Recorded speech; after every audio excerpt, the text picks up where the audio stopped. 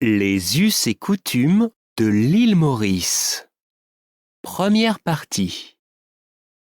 En pensant à l'île Maurice, la plupart des gens pensent aux belles plages, au soleil, à siroter des jus de fruits frais sous les cocotiers.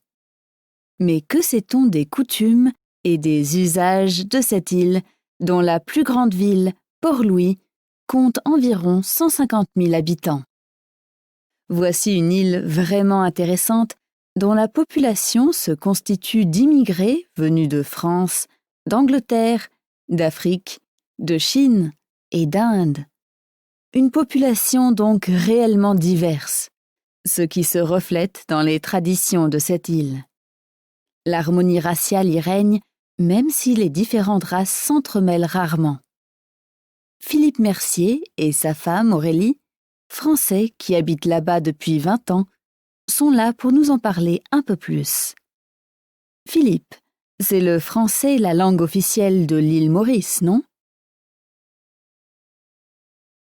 Deuxième partie. Bonjour.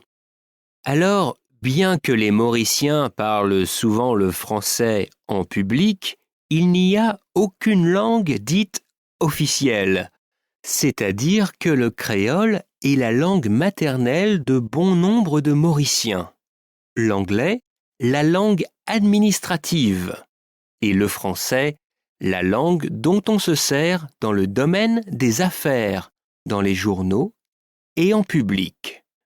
N'oublions pas non plus les langues orientales parlées à l'île Maurice, l'hindi et le tamoul, par exemple.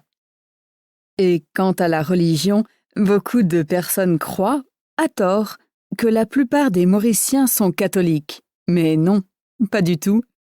En fait, la plupart de la population, c'est-à-dire 70%, est hindoue.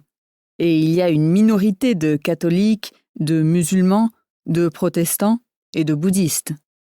Voici un endroit extrêmement tolérant où les temples, les mosquées et les églises se côtoient. Les gens ont raison de croire qu'il y a beaucoup de fêtes et de festivals. Les plus importantes sont des fêtes hindoues comme Kavadi, rite originaire du sud de l'Inde, et Mahashivaratri, fête en honneur du dieu Shiva, où les hindous font un pèlerinage vers le lac sacré, le Gangatalao, situé à Grand Bassin.